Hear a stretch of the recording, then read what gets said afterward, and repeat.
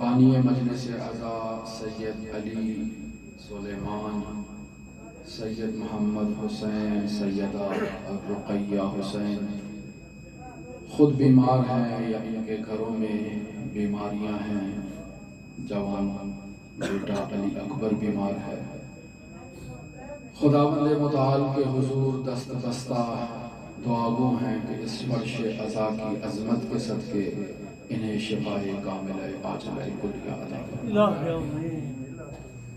پروردگار کے حضور دعا گو ہیں تمام مؤمنین دنیا جہان کے جس کونے میں آباد ہیں، بیمار ہیں، انہیں اس فرش عزا کے صدقے شفائے کاملہ عاجلہ کلیہ عطا فرما۔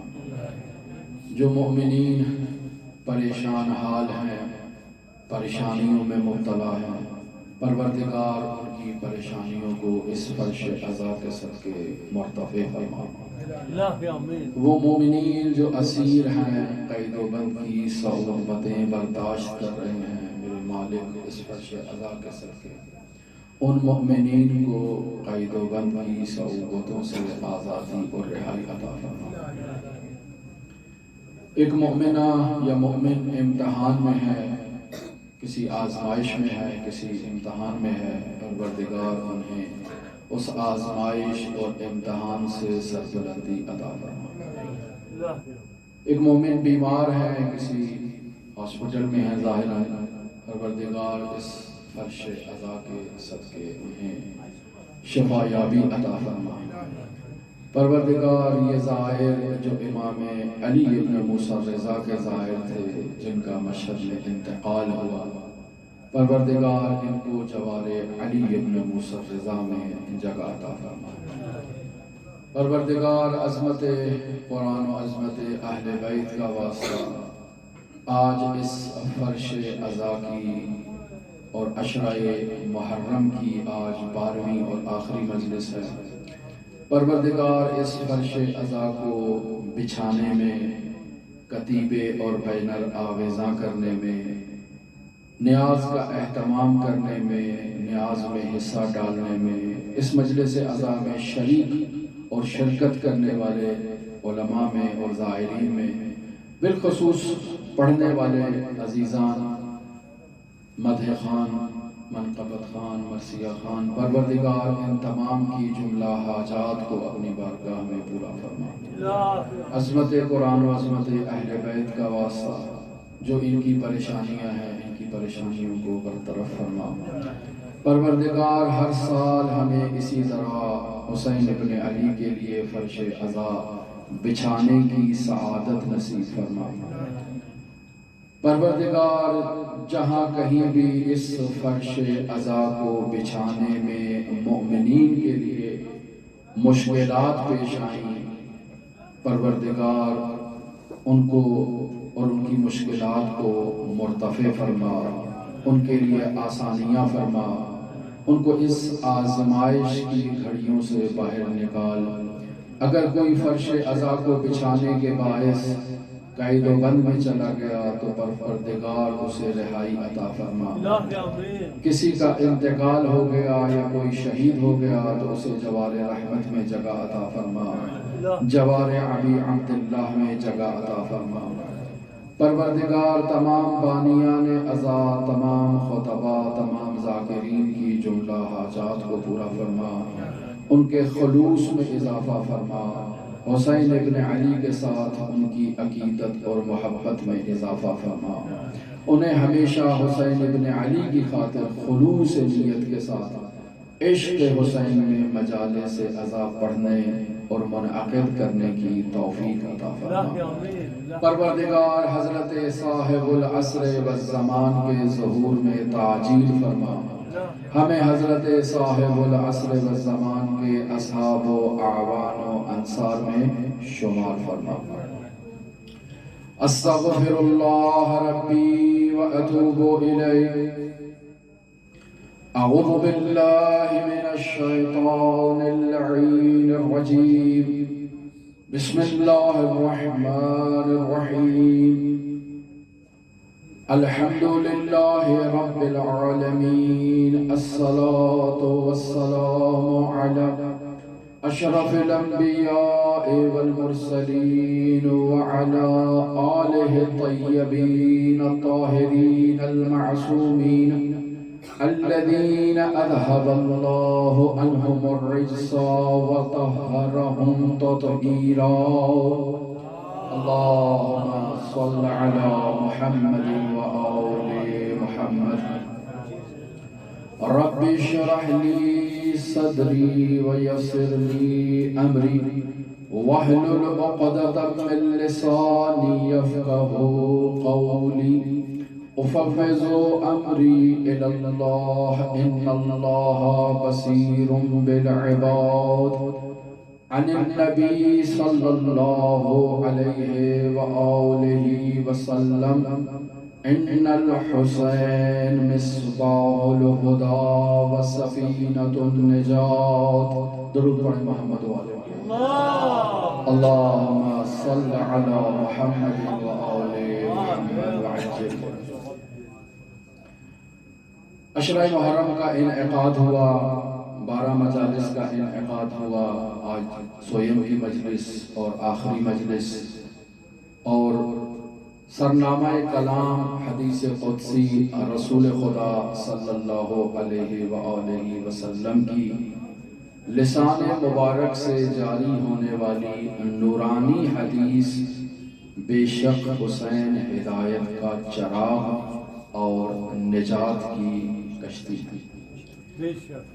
اس حدیث کو سرنامہ کلام قرار دیا اور بیان ہوا کہ ایک عزادار ایک مومن کی یہ ذمہ داری ہے کہ وہ حسین ابن علی سے اپنا قلبی رابطہ قائم کرنے کی کوشش کرے۔ بیان ہوا کہ ہم اب تک جسمانی رابطہ قائم کرتے چلے آئے ہیں، قلبی رابطہ کبھی قائم ہوتا ہے کبھی منقطع ہو جاتا ہے۔ ہماری یہ ذمہ داری ہے کہ وہ قلبی رابطہ جب قائم ہو جائے تو اس کیفیت کی حفاظت کریں، ان شرائط کی حفاظت کریں اپنے وجود میں جو اس قلبی رابطے کو برقرار کرنے میں اپنا کردار ادا جنہوں نے کیا۔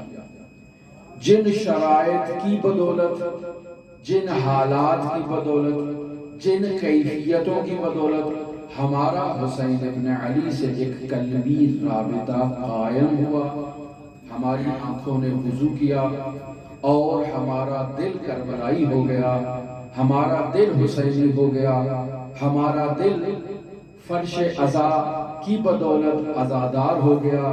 ہمیں ان کیفیات کی اپنے وجود میں حفاظت کرنا ہے۔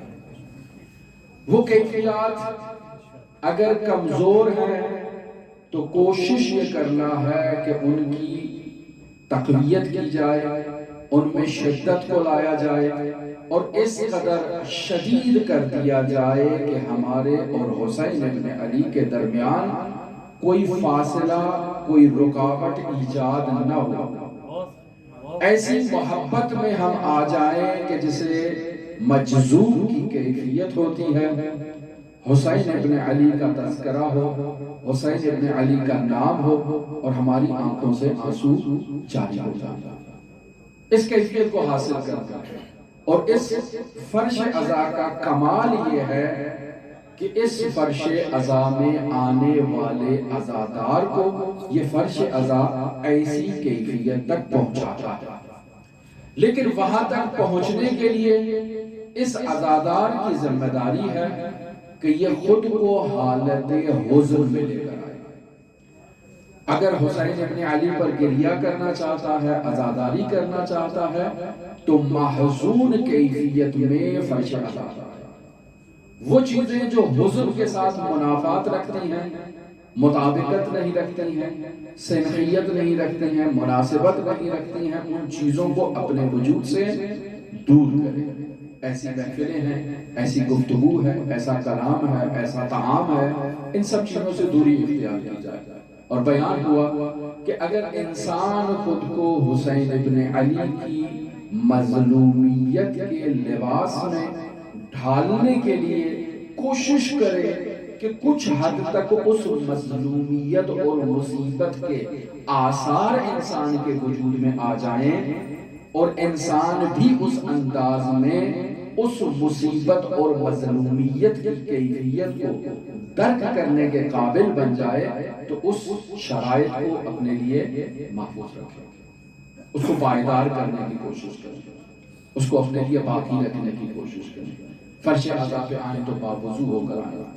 انسان کوشش کرے کہ حسین ابن علی کے ساتھ مناسبت ایجاد کرنے کی خاطر بالخصوص محرم کے اس 10ویں کے دن کوشش کرے پانی کا کم استعمال کرے، کوشش کرے طعام کا اور کھانے کا کم استعمال کرے۔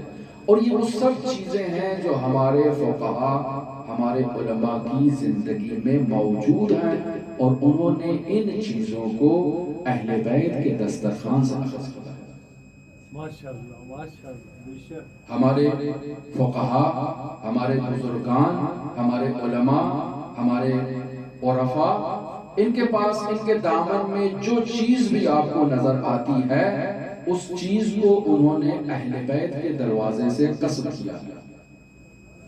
بعض چیزیں ایسی ہوں جن کے لیے ممکن ہے روایت ہو، بعض چیزیں ایسی ہوں جو انہوں نے اپنے اساتید سے سنی ہوں اور ان کے اساتید نے اپنے اساتید سے سنی ہوں، اور اسی طرح سے سینہ بسینہ بعض معارف نورانیہ اور نایاب معارف منتقل ہوئے ہیں کہ جن کے لیے حدیث کا نورانی کلمہ موجود نہیں ہے، لیکن حدیث سے تائید اس کی ضرور ہے، اور فقہا کا عمل اس بات کی تائید کرتا ہے کہ یہ کہیں نہ کہیں اہل بیت کے خزینے میں موجود تھی۔ ملت تشیع پر ظلم ہوا، ہمارے کتاب خانے جلائے گئے، اور اس نظر آتش شدہ نورانی احادیث میں شیعت کا بہت عظیم ذخیرہ ضائع ہو گیا۔ علماء کے پاس کتابیں موجود نہیں، لیکن مفہوم منتقل کرتے رہے اپنے شاگردوں تک، اور وہاں سے مطالب نکلے گئے۔ جب تک وہ مطالب اسلام کے مسلمہ اصولوں کے خلاف نہیں، انسان ان پر عمل کر سکتا ہے۔ خود کو حسین ابن علی کے رنگ میں رنگین کرنے کے لیے، انسان حسینی لباس پہننے کے لیے، انسان عزا کی تجلی کا اظہار کرنے کے لیے پیاس کی کرب کو اور شدت کو محسوس کرے تو معلوم ہو جائے گا کہ کربلا میں کیا ہوا تھا۔ طعام کی شدت کو اور گرسنگی کو اگر برداشت کرے گا تو معلوم ہو جائے گا کہ کربلا میں کیا ہوا تھا۔ اور بیان ہوا کہ یہ وہ منزل ہے جو عشق کی منزل ہے، اور اس عشق کی منزل پر چلنے والا عزادار عاشق، اس کے اس سلوک عشق کا نتیجہ جذبات حسین کی کشش کی صورت میں ظاہر ہوگا، اور یہ مجذوب ہو جائے گا، اور ایسے سالک کو سالک مجذوب کہا جاتا ہے۔ یہ سب باتیں بیان ہیں۔ آج جس ہستی کا ذکر کرنا ہے اور جس ہستی کا بیان کرنا ہے، وہ کربلا کا وہ امام ہے کہ جس نے 34 سال عزاداری کر کے ملت تشیع کو بتایا حسین مظلوم تھا۔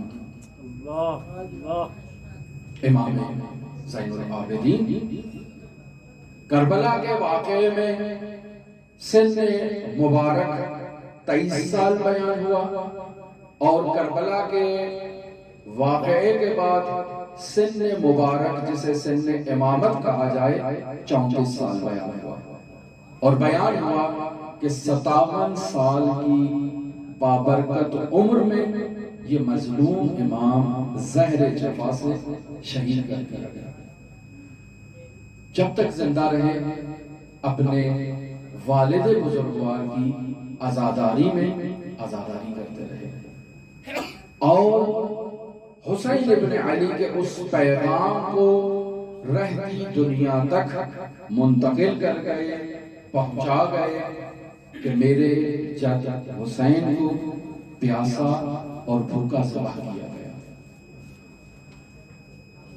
وہ امام زین العابدین کہ جس نے اسلام کے نورانی معارف کو دعاؤں کے قالب میں ڈال کر، لباس پہنا کر اس اسلام کے ذخیرے کو امت اسلامیہ تک پہنچایا اور منتقل کیا۔ لہذا بہت خوبصورت مجموعہ صحیفہ سجادیہ کی صورت میں ہم تک پہنچا، اور آج بھی ملت تشیع اس صحیفہ سجادیہ کے نورانی ذخائر سے فیضیاب ہو رہی ہے اور قیامت تک فیضیاب ہوتی رہے گی۔ اور پھر وہ رسالت الحقوق امام زین العابدین کا، متعدد کتابوں نے اس رسالت الحقوق کو بیان کیا۔ مرحوم شیخ حر آملی نے بھی وسائل الشیعہ ابواب جہاد بالنفس کے تیسرے باب میں اس رسالت الحقوق کو زینت بخشی، اور تیسرا باب رسالت الحقوق کے ساتھ مختص کیا، جس میں امام زین العابدین نے 50 یا 51 حقوق کو بیان کیا ہے۔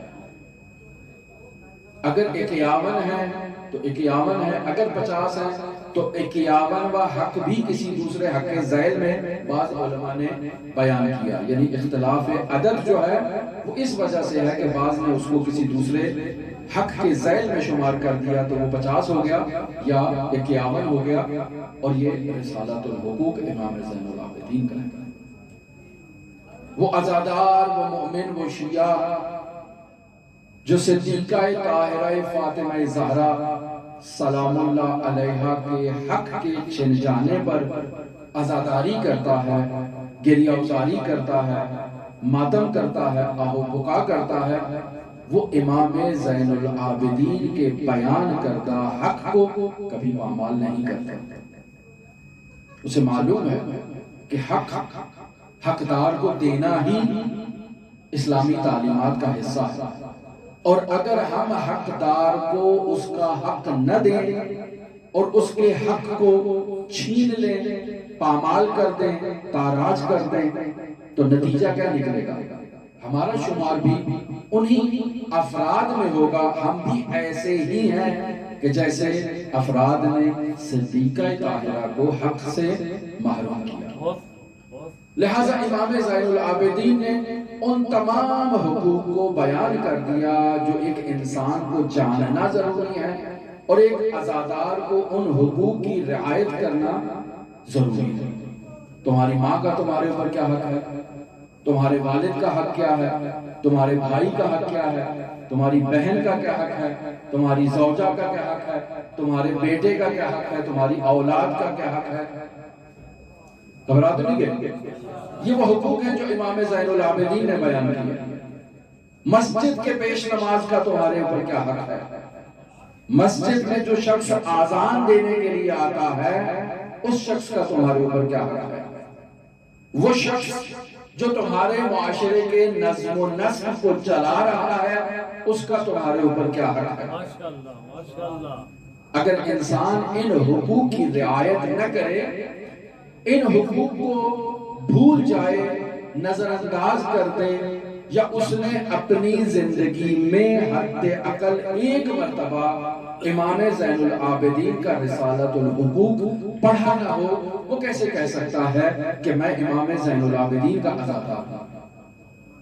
حقوق تو انہوں نے بیان کر دیے، اب ہماری یہ ذمہ داری ہے کہ ان حقوق پر عمل کر کے حقیقی معنی میں عزادار بنے، حقیقی معنی میں امام زین العابدین کی تعلیمات پر عمل کریں اور نورانی ہو جائیں۔ یہ حقوق پر عمل کرنا عزادار کو زیب دیتا ہے۔ عزادار کے شایان شان ہے کہ وہ ان حقوق پر عمل کرے اور نورانی مقامات تک پہنچے، اور یہ سب سلوک کے مراحل ہیں۔ بیان ہو چکا کہ انسان عارف جو فرش عزا پر آتا ہے یہ فرش عزا پر ایک دفعہ سلوک کرتا ہے، ان معارف کو سیکھتا ہے، ان پر عمل کرتا ہے اور کمال تک پہنچنے کی کوشش کرتا ہے۔ وہ مراحل کیا ہیں؟ وہ مراحل یہی ہیں کہ رسالت الحقوق کو پڑھا جائے، صحیفہ سجادیہ کو پڑھا جائے، رسالت الحقوق کے حقوق کو ادا کیا جائے، صحیفہ سجادیہ میں موجود دعاؤں کو پڑھا جائے تاکہ امام سے رابطہ قائم ہو جائے، تاکہ انسان نورانی ہو جائے اور بلند مرتبے پر فائز ہو جائے۔ درود پڑھے محمد و آل محمد۔ اللہم صل علی محمد و آل محمد۔ اللہ اکبر۔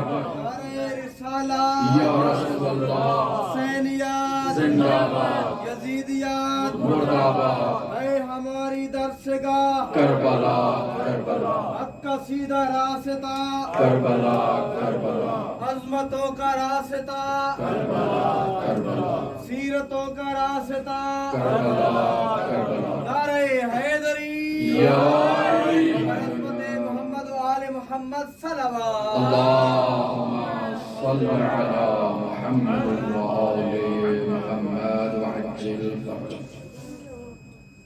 مومن جس نے اس سبیل کا اہتمام کیا، خداوند متعال انہیں شر جن و انس سے محفوظ رکھے، ان کی اس خدمت کو سید الشہداء کی بارگاہ میں شرف قبولیت بخشنے کے لیے بلند کر صلوات۔ اللہم صل علی محمد و آل محمد وعجل فرجہ۔ امام زین العابدین کی حیات طیبہ میں وہ مدینے کا تلخ ترین واقعہ، جسے واقعہ حرہ کے نام سے یاد کیا جاتا ہے، جس میں مدینہ کو نابود کیا گیا، جس میں مدینہ کی عورتوں کی عصمت دری کی گئی، وہ تلخ ترین واقعہ امام زین العابدین کے دور امامت میں ہوا۔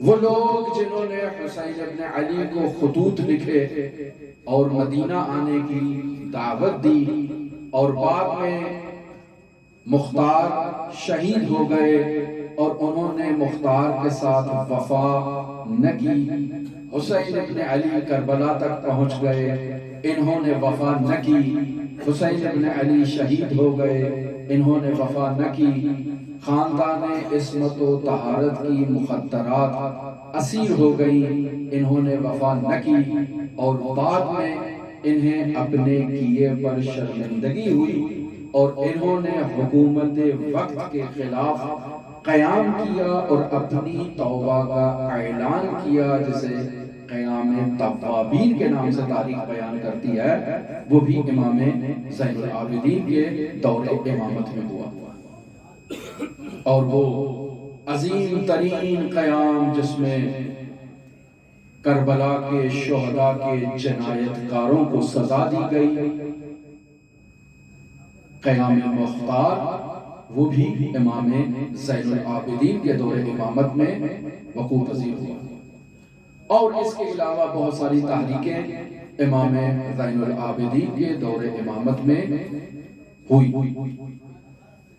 ہماری موضوع گفتگو امام زین العابدین کو تفصیل سے بیان کرنا نہیں، صرف اسی حد تک ایک اجمالی خاکہ آپ کے اذہان عالیہ میں موجود ہے، اسی کو آپ کی یادداشت کے جو دریچے ہیں اس میں ظاہر لانا ہے، سامنے لانا ہے، تاکہ معلوم ہو جائے کہ آج جس ہستی کی شہادت منائی جاتی ہے 12 محرم کو یا 25 محرم کو، چونکہ روایات میں جو تاریخیں بیان کی گئی ہیں، تو یہ وہ ہستی ہے جو کربلا میں اس ماجرا کی، اس واقعے کی، اس حادثے کی چشمدید گواہ ہے۔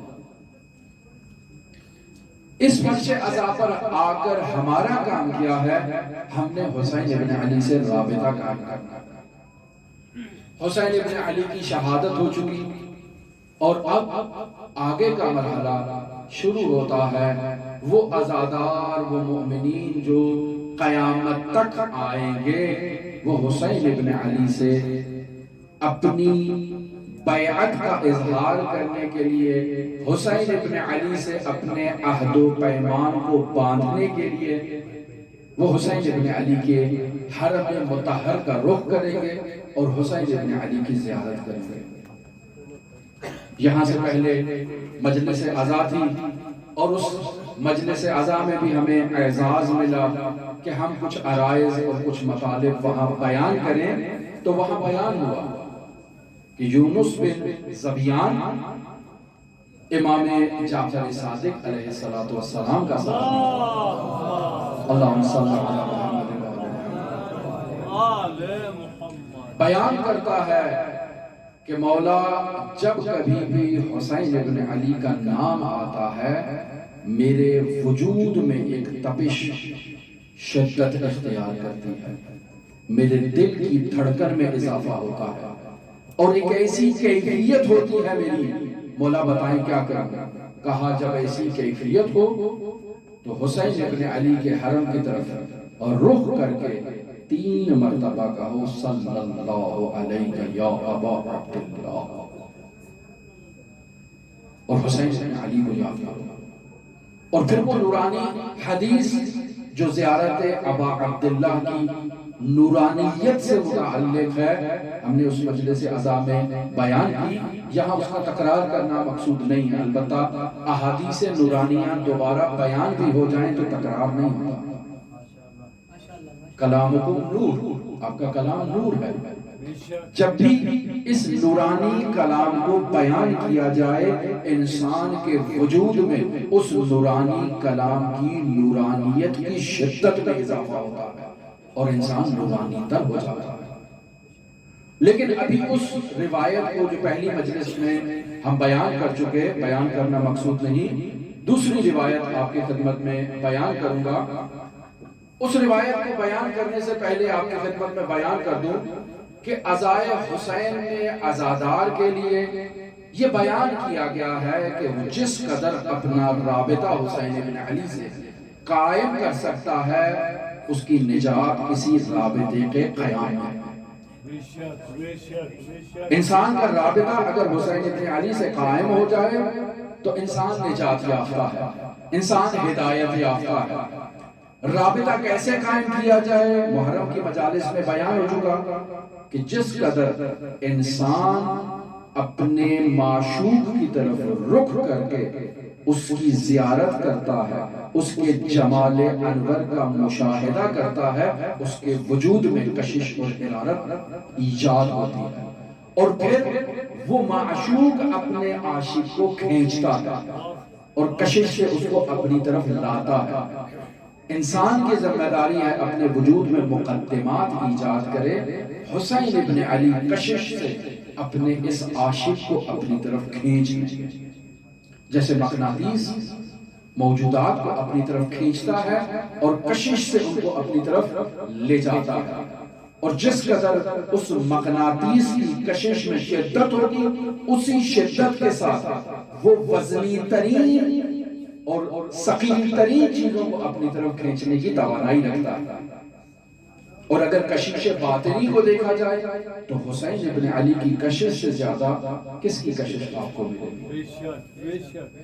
فقط انسان کی توجہ کی ضرورت ہے، انسان متوجہ ہو جائے حسین ابن علی کی طرف، اور پھر دیکھیں حسین ابن علی اپنے اس زائر کے ساتھ کیا اس کو معراج کرواتے ہیں، کیا اس کو بلند مقامات دکھاتے ہیں، اور کیا اس عزادار کو، اس زائر کو فرشی سے عرشی بنا دیتے ہیں، یہ انسان ان کیفیات کو محسوس کرے اور درک کرنے کی کوشش کرے۔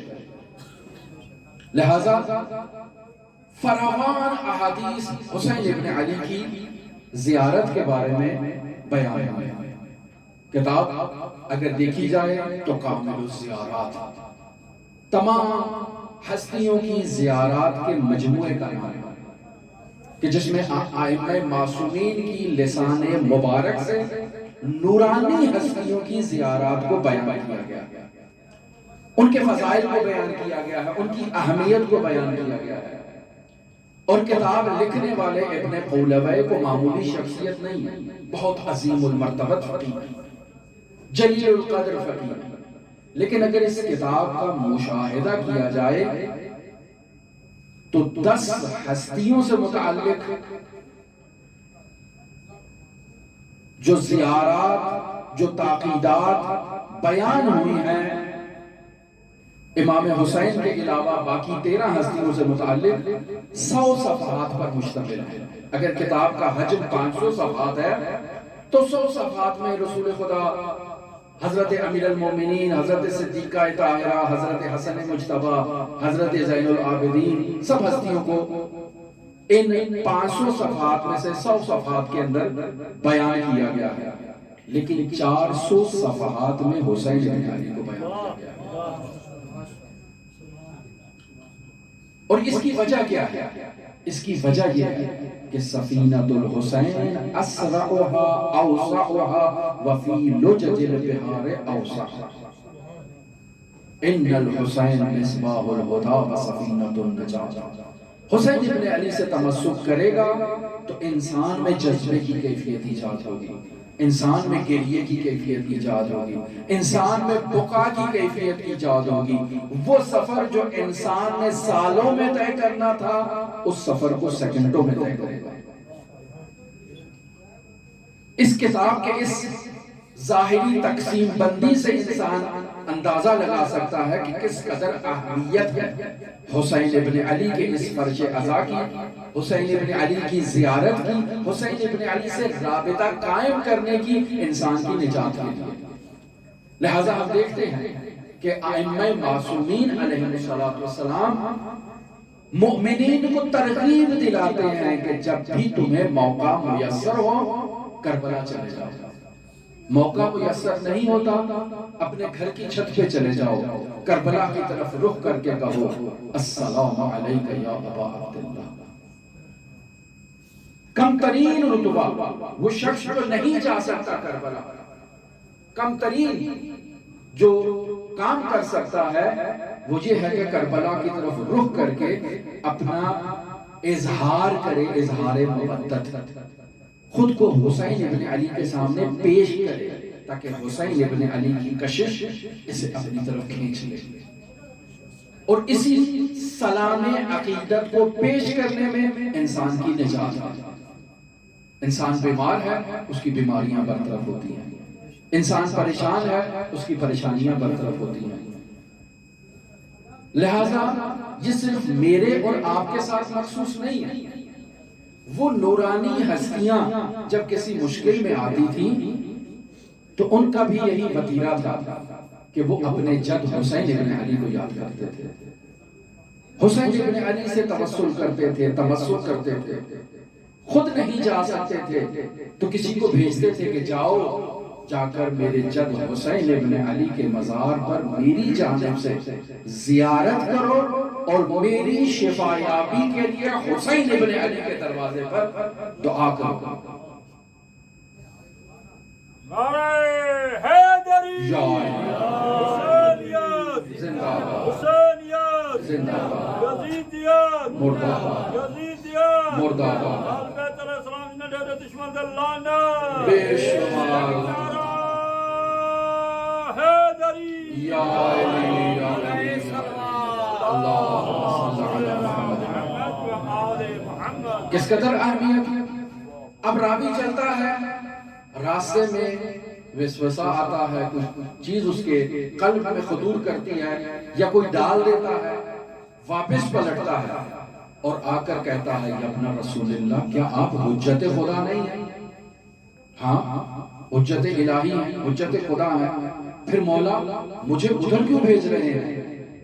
آپ بیمار ہیں، آپ حجت الہی ہیں، خود دعا کریں خدا آپ کو شفا دے گا۔ حسین ابن علی کی طرف کیوں بھیج رہے ہیں؟ تو اس کو تعلیم دی جاتی ہے کہ اللہ چاہتا ہے حسین ابن علی کے دروازے سے شفا جاری ہو۔ کیا رسول خدا حجت خدا نہیں تھے؟ کیا رسول خدا کا رتبہ اور مقام اس حجر اسود سے اور اس خانہ کعبہ سے بلند نہیں تھا؟ بلند تھا، تو پھر رسول خدا اس کا طواف کیوں کرتے تھے؟ یہ سنت الہیہ ہے۔ خدا یہ چاہتا ہے کہ اللہ کے ان اسباب کے ذریعے سے اللہ کا فیض جاری ہو. لہذا حسین ابن علی کے حرم میں جا کر تم میرے لیے دعا کرو. درست ہے میں حجت الہی ہوں، لیکن حسین ابن علی کے در پر دعا کرنا اللہ کو پسند ہے. لہذا حنکوا اولادکم بتربۃ الحسین، اپنی اولاد کے جو گڈی دی جاتی ہے، جو پیدائش کے پہلی چیز اولاد کے حلق میں اتاری جاتی ہے، بیان ہوا ہے میرے جد حسین ابن علی کی تربت سے اپنی اولاد کے منہ میں اس تربت کو ڈالو، اس کو گڈی دو تاکہ وہ حسینی ہو، عزادار ہو، ظاہر ہو، اس کا حسین ابن علی سے رابطہ ہو. اس قدر تاکید ہے حسین ابن علی کی زیارت کے بارے میں کہ بعض فقہا زیارت حسین ابن علی کی تاکید کو دیکھ کر اس کے وجوب کے بارے میں فکر مند ہو جاتے ہیں کہ شاید یہ واجب ہے. اس قدر تاکید ہے. روایت میں بیان ہوا ہے کہ ابن عباس سے بیان ہوا ہے من زارہ عارفا بحقہ، جو حسین ابن علی کی زیارت کرتا ہے اور حسین ابن علی کے حق کی معرفت رکھتا ہے، کتب لہ ثواب 1000 حجۃ و 1000 عمرہ، خداوند متعال اس کے لیے 1000 حج اور 1000 عمرے کے ثواب کو مکتوب کر دیتا ہے. گھبرا تو نہیں گیا آپ لوگ؟ جتنا آپ لوگوں کا حوصلہ ہوگا اس نورانی مطلب کو آپ تک منتقل کرنے کی کوشش کی جائے گی. اگر آپ تھک جائیں گے، خستہ ہو جائیں گے تو ہم اسے یہیں چھوڑ کر مسائل کی طرف جائیں گے. محمد و آل محمد صلوات. اللہم صل علی محمد و آل محمد. چونکہ ابھی میں نے حدیث شروع کی اور حدیث بھی دلانی ہے، چاہتے ہیں کہ اس کو کچھ حد تک تو بیان کیا جائے. بسم اللہ بسم اللہ. بس جو بھی حسین ابن علی کی زیارت کے لیے جائے گا، اللہ تبارک و تعالی 1000 حج اور 1000 عمرہ اس کے نامہ اعمال میں مکتوب کر دے گا. اور پھر بیان ہوا الا ومن زارہ فکأنما زارانی، آگاہ رہو رسول خدا کہ جو حسین کی زیارت کرتا ہے اس نے میری زیارت کر لی ہے. ومن زارنی، جو مجھ محمد کی زیارت کے لیے آ جائے، فکأنما زار اللہ، اس نے گویا کہ اللہ کی زیارت کر لی. بس جسے اللہ کی زیارت کرنا ہے وہ کربلا چلا جائے. اگر کربلا نہیں جا سکتا تو اپنے گھر کی چھت پر جا کر کربلا کی طرف رخ کر کے السلام علیکہ یا ابا عبداللہ کہہ دے. چھت بھی اس کو میسر نہیں ہے تو اپنے کمرے سے کہہ دے. حسین ابن علی کو یاد کرے، جتنا وجود کی گہرائیوں سے حسین ابن علی کو یاد کرے گا، خداوند متعال اسے وہی ثواب عطا کرے گا جو کربلا میں موجود ظاہر کو عطا کرتا. بس انسان کے وجود میں تڑپ ہونی چاہیے، انسان کے وجود میں طلب ہونی چاہیے حسین ابن علی کی. اور بیان ہوا کہ جو حسین ابن علی کی زیارت کے لیے جائے گا اسے 1000 حج اور 1000 عمرہ کا ثواب ملے گا. تو معلوم ہے آپ کو حج کی کیا لوازمات ہیں، کیا شرائط ہیں، کیا طریقہ کار ہیں. انسان حاجی نیت کرتا ہے، لباس احرام کو زیب تن کرتا ہے، تلبیہ کرتا ہے، لبیک اللہم لبیک کہتا ہے، جسے کہتے ہیں کہ اب یہ انسان حالت احرام میں آ چکا، محرم ہو چکا. وہ چیز جو احرام سے پہلے اس کے لیے حلال تھی اب اس پر حرام ہو چکی. درست پہلے اس کے لیے حلال تھی، اب اس نے احرام باندھ لیا ہے، اللہ کے بیت کا طواف کرنا چاہتا ہے، حج کرنا چاہتا ہے. اب بہت سارے ایسے کام ہیں جسے یہ انجام نہیں دے سکتا.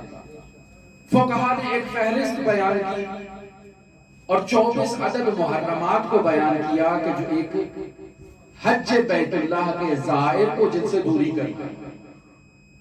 بیان کرتے ہیں کہ یہ پہلے شکار کر سکتا تھا، اب شکار نہیں کر سکتا. پہلے شکار کو دیکھ سکتا تھا، اب شکار کو دیکھ نہیں سکتا. پہلے شکار کی حفاظت کر سکتا تھا، شکاری کوئی تھا، اس نے کوئی چیز شکار کی لا کے مجھے دے دی کہ اس کی حفاظت کر لو، تو میں اب محرم ہوں، میں اس کی حفاظت نہیں کر سکتا۔ پہلے میں اس کو کھا سکتا تھا، اب میں اس کو کھا نہیں سکتا ہوں۔ تو یہ وہ قیود ہیں جو اب میرے اوپر آ چکی ہیں۔ اسی طرح پہلے وہ منقوحہ بیوی میرے لیے حلال تھی، اب وہ میرے لیے حرام ہے، میں اس کے نزدیک نہیں جا سکتا۔ نکاح کرنا اس احرام کی حالت میں درست نہیں ہے، شاہد قرار پانا درست نہیں ہے، سرما لگانا درست نہیں ہے۔ تو بہت سی چیزیں ایسی ہیں کہ جنہیں علماء نے اس محرم کے لیے بیان کیا ہے کہ یہ اب حرم الہی میں داخل ہو چکا ہے، اب اس کی رعایت کرنا، اس حرم کا احترام کرنا، یہ اس کی ذمہ داری ہے۔ تو سوال یہ پیدا ہوتا ہے کہ ظاہر ہے حسین ابن علی کا، حسین ابن علی کے حرم میں داخل ہونا چاہتا ہے، حسین ابن علی کی زیارت کا احرام باندھ چکا ہے، تو وہاں کیا اس کے اوپر کوئی قید، کوئی بند، کوئی قیود اس کے اوپر نہیں ہوگی؟ مفت میں 1000 حج اور 1000 عمرے کا ثواب اس کو دے دیا جائے گا؟ تو روایت ہے محمد ابن مسلم سے، جو امام محمد باقر سے اس روایت کو میرے اور آپ کے لیے بیان کرتے ہیں۔ درود پڑھیں محمد و آل محمد۔ اللہم صلی علی محمد و آل محمد۔ میں جلدی سے اس روایت کا متن آپ کی خدمت میں بیان کرتا ہوں۔ عن محمد بن مسلم عن ابی جعفر علیہ السلام قال قلت له، میں نے امام کی بارگاہ میں عرض کیا، اذا خرجنا الى ابیک، جب ہم آپ کے والد بزرگوار کے لیے نکلتے ہیں، افلسنا فی حج، تو کیا ہم حج کے لیے نہیں ہیں؟ گویا گیا انسان حاجی حج کے لیے نکلتا ہے، میں آپ کے جد کی زیارت کے لیے نکل رہا ہوں، 1000 حج اور 1000 عمرے کا مجھے جو مفت میں ثواب ملنا ہے، تو کیا میں حج کی حالت میں نہیں ہوں؟ ٹھیک ہے؟ قال بلا، امام نے کہا ہاں تم حج کی حالت میں ہو۔ کہتا ہے قلت، میں نے امام سے سوال کیا، فَيَلْزَمُنَا مَا يَلْزَمُ الْحَاجِ، تو کیا وہ جو 24 محرمات حاجی کے لیے بیان کیے جاتے ہیں، کیا ان کا احترام کرنا، ان کی رعایت کرنا، کیا وہ میرے اوپر لازم ہے؟ کہ میں بھی حاجی ہوں، اب لباس احرام میں آ چکا ہوں، حسین ابن علی کی زیارت کا میں نے احرام باندھ لیا ہے، تو اب وہ احرام کے تقاضے پورے کروں، کہ یہ میرے لیے لازم ہے؟ تو فرماتے ہیں قال ماذا، کیا چیز کہنا چاہ رہے ہو؟ کس نقطے کی طرف تم اشارہ کرنا چاہ رہے ہو؟ کن لوازمات کی طرف اشارہ کرنا چاہ رہے ہو؟ تو کہتا ہے قلت من الاشیاء التي يلزم الحاج، وہی چیزیں نا جو حاجی کرتا ہے، انہی چیزوں کی طرف تو اشارہ ہے کہ جو لباس احرام میں آنے کے بعد، محرم ہونے کے بعد حاجی جن کی پاسداری کرتا ہے، محرم ہو جاتا ہے، اس پر حرام ہو جاتی ہیں، مولا انہی چیزوں کی طرف تو اشارہ کر رہا ہوں۔ قال، تو اب یہاں سے امام زین العابدین، امام محمد باقر علیہ السلام 13 ایسی شرائط کو بیان کر رہے ہیں کہ جن شرائط پر عمل کر کے یہ حاجی ہو سکتا ہے۔ درست؟ 13 شرائط کو بیان کر رہے ہیں۔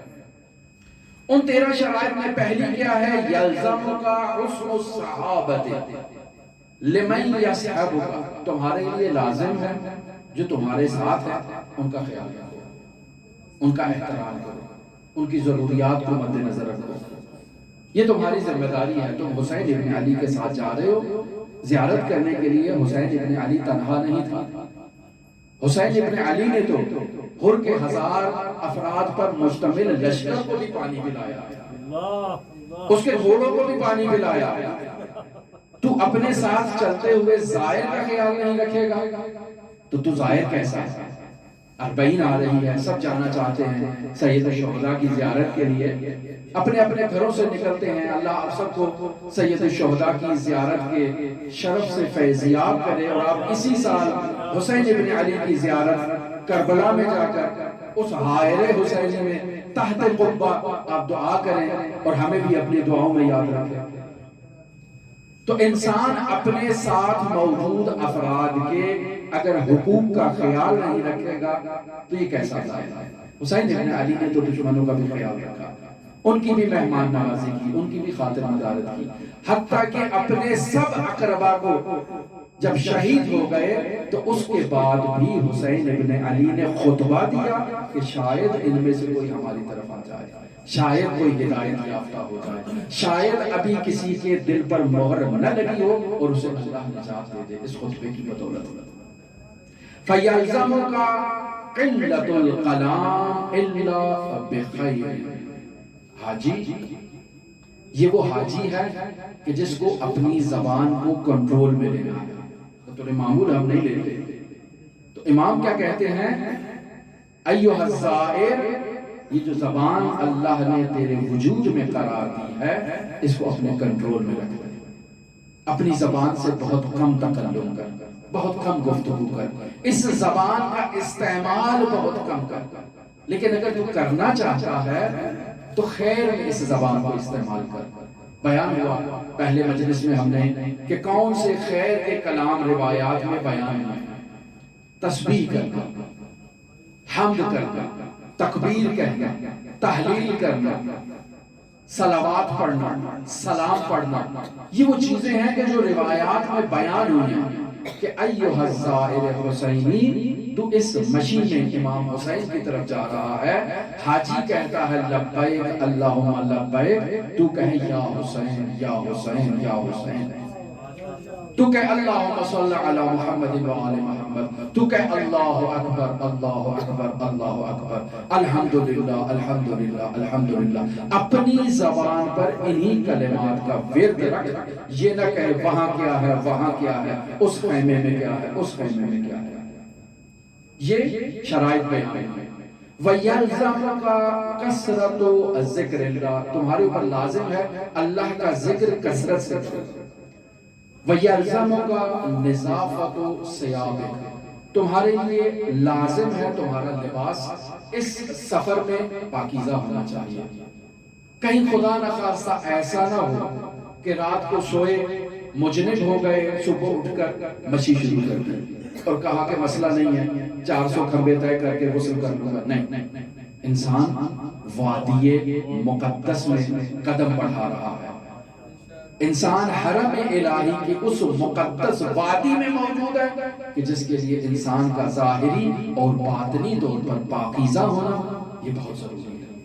اور پھر فرماتے ہیں وَيَلْزَمُكَ الْغُسْلُ قَبْلَ أَن تَأْتِيَ الْحَيْرِ، کہ جب تم اس حائر حسینی میں داخل ہونا چاہتے ہو تو وہاں داخل ہونے سے پہلے غسل کرو۔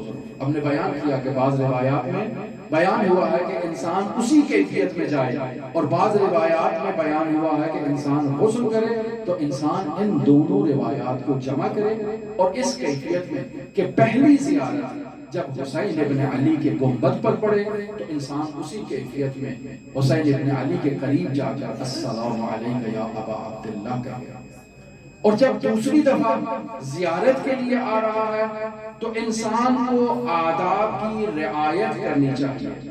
اور پھر اس کے علاوہ چھٹا بتاتے ہیں وَيَلْزَمُكَ الْخُشُوعُ، انسان کو خاشع ہونا چاہیے، وہ تمام علامات جو خشوع اور توازن کی علامات ہیں ان علامات کو اپنانا چاہیے اور اختیار کرنا چاہیے۔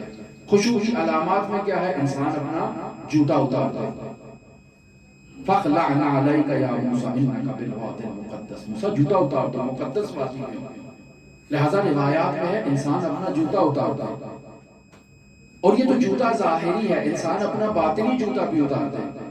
باطنی جوتا کیا ہے؟ وہ حب جو انسان کے وجود میں پائی جاتی ہے، اپنے موبائل کی نسبت، اپنے مختلف اکاؤنٹس کی نسبت، کوئی فیس بک کا ہے، کوئی ٹویٹر کا ہے، کوئی پتہ نہیں کہے کا ہے، یہ ایک محبت انسان کے وجود میں ہے کہ جیسے ہی حرم میں جاؤں سب سے پہلے سلام سے پہلے سیلفی بنا کر میں وہاں اپلوڈ کروں، نہیں، یہ موبائل دنیا ہے، حب دنیا ہے، اس نعلین کی مانند ہے، اسے اپنے ہوٹل میں اپنے قیام گاہ پر چھوڑ کے جاؤ۔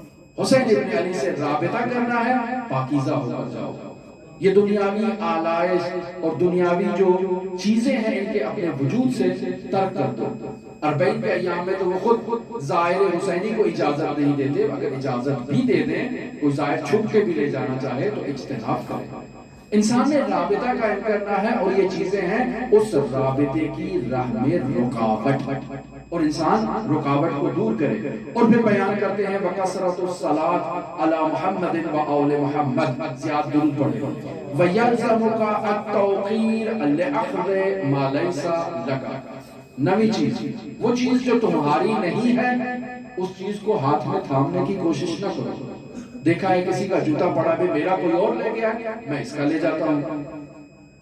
کسی کا موبائل پڑا ہے اس کو اٹھا لیا، کسی کا چارجر پڑا ہے اس کو اٹھا لیا، کسی کی غذا پڑی ہے اس کو اٹھا لی، نہیں، یہ احترام لازم ہے۔ اور آخری چیز جسے بیان کروں 10ویں نمبر پہ، چونکہ روایت طولانی ہے، وَيَلْزَمُكَ أَن تَغُضَّ بَصَرَكَ، اے زائر حسینی تیرے لیے لازم ہے تو اپنی آنکھوں کو جھکا۔ یہ آنکھ نامحرم کی طرف نہیں جانی چاہیے۔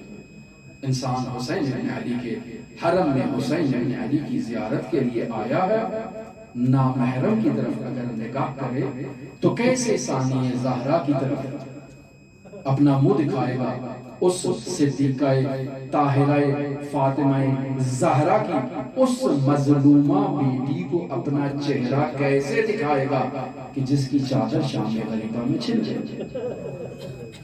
اے عزادار، تو عزادار ہے، تو اپنے وجود میں عزاداری کو لانے کی کوشش کر، اپنی آنکھوں کی حفاظت کر، نامحرموں سے اپنی آنکھوں کو بچا۔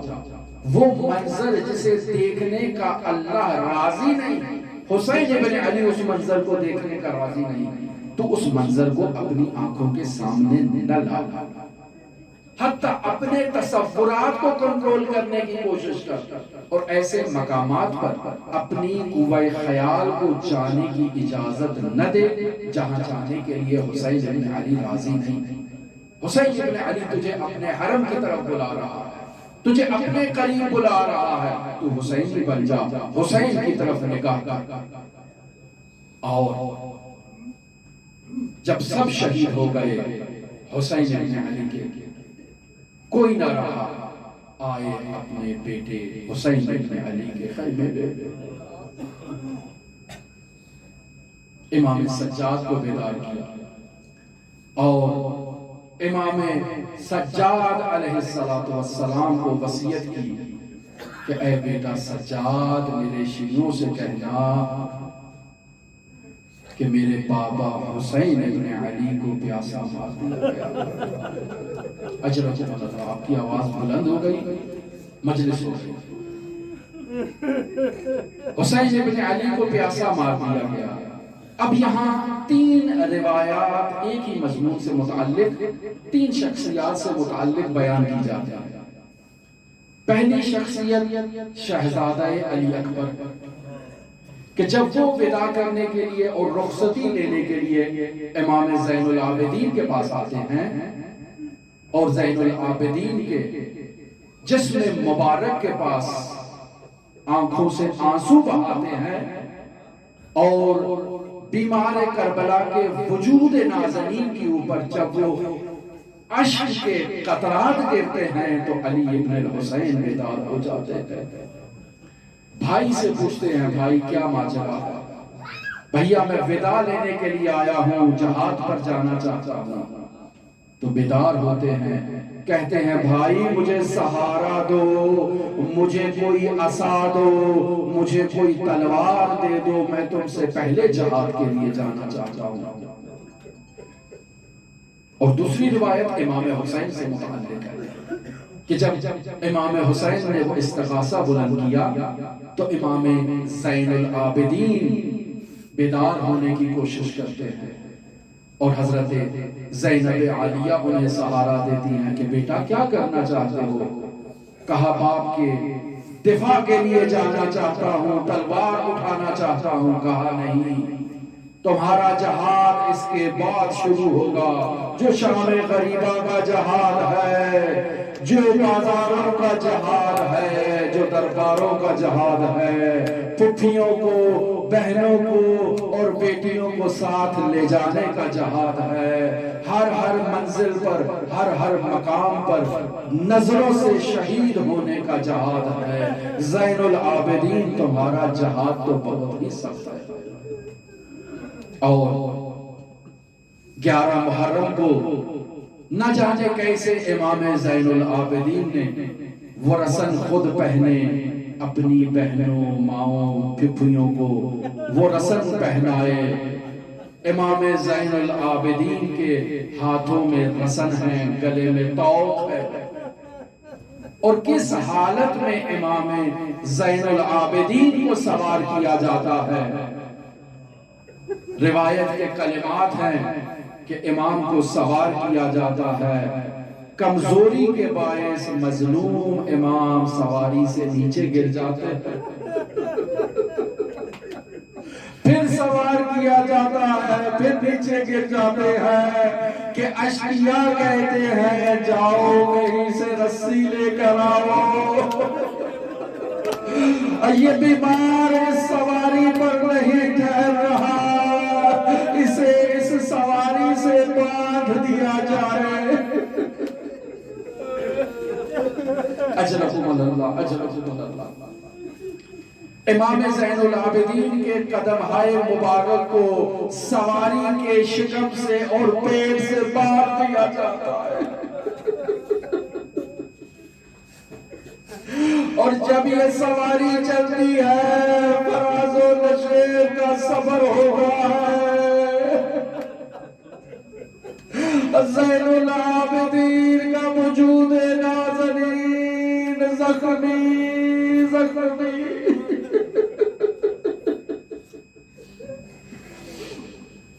اور جب اجساد پاکیزہ طیبہ طاہرہ شہداء سے جب جدا ہوتے ہیں، بابا کو اس کیفیت میں دشت نینوا پر دیکھتے ہیں، سجاد میں موت کی کیفیت طاری ہوتی ہے، پھپھی خود کو سواری سے گرا دیتی ہے، سجاد کو مخاطب ہوتی ہے، بیٹا سجاد یہ کیا کیفیت ہے، بیٹا تو ہمارا واحد سہارا ہے، تو نے تو کوفہ جان تک ہمیں لے جانا ہے۔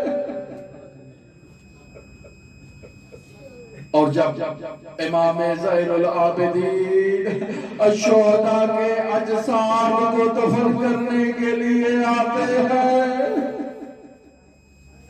جب ان اجساد طیبہ طاہرہ کو دشت نینوا پہ بکھرا ہوا مشاہدہ کرتے ہیں، وہ کون سی کیفیت ہوگی امام زین العابدین کی؟ اور جب اپنے چچا عباس کے جسد اطہر کو اس چٹائی میں جمع کیا ہوگا، وہ عظیم المرتبت حیکل اور وجود طاہرہ کے مالک عباس، اور جو زخمی ہو کر قطعے ہو چکے، اور سجاد نے کیسے انہیں جمع کیا ہوگا اور کیسے لحد میں اتارا ہوگا۔ اجرکم اللہ۔ اور پھر جب علی ابن الحسین ابن زیاد کے دربار میں جاتے ہیں، اور وہ کیفیت طاری ہوتی ہے کہ ایک شخص سوال کرتا ہے اور کہتا ہے زین العابدین، اور میں نے یہاں مسلم کو بھی دیکھا تھا، اور جو کس شجاعت سے کھڑا تھا، آنکھوں میں آنکھیں ڈال کر اس شقی سے مخاطب تھا، اور زین العابدین یہ تمہاری کیا کیفیت ہے، اور سر جھکا ہے،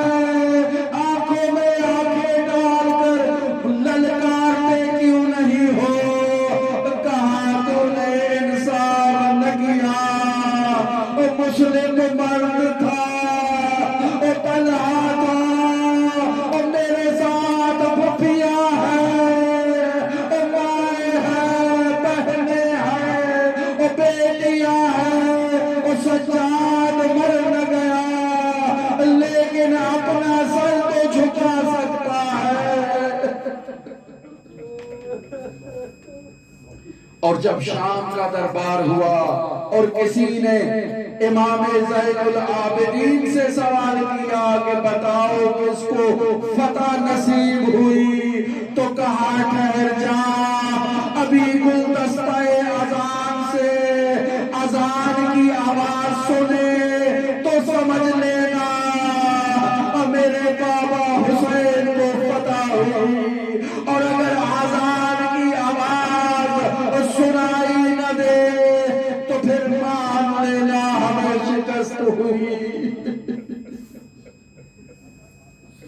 34 سال عزاداری میں گزر گئے زین العابدین کے، ہر وقت روتے، ہر وقت عزاداری کرتے، اور جب بازار میں جاتے اور لوگوں کے ذبیحہ دیکھتے اور سوال کرتے کیا تم نے اس ذبیحہ کو ذبح کرنے سے پہلے پانی پلایا؟ جواب ملتا یا رسول اللہ، ہم مسلمان ہیں، حیوان کو ذبح کرنے سے پہلے اسے پانی پلاتے ہیں، اور کربلا کی طرف رخ کر کے کہتے ہیں صلی اللہ علیہ یا ابا عبداللہ، بابا حسین، نانا کی امت تو حیوانوں کو بھی پانی پلاتی ہے اور تجھے پیاسا شہید کر دیا۔ اور جب کھانا لایا جاتا، پانی لایا جاتا تو کہتے میں پانی کیسے پیوں، قتل ابن رسول اللہ کا شالا، حسین ابن علی کو پیاسا شہید کر دیا گیا۔ اور جب کھانا لایا جاتا تو کہتے کیسے کھانا کھاؤں، قتل ابن رسول اللہ جایا، حسین ابن علی کو بھوکا ذبح کر دیا گیا، اور میں کیسے پانی پیوں، کیسے کھانا کھاؤں۔ اور جب زہر جفا ملی اور وصیتیں کرنا شروع کی اور کہا مجھے بستر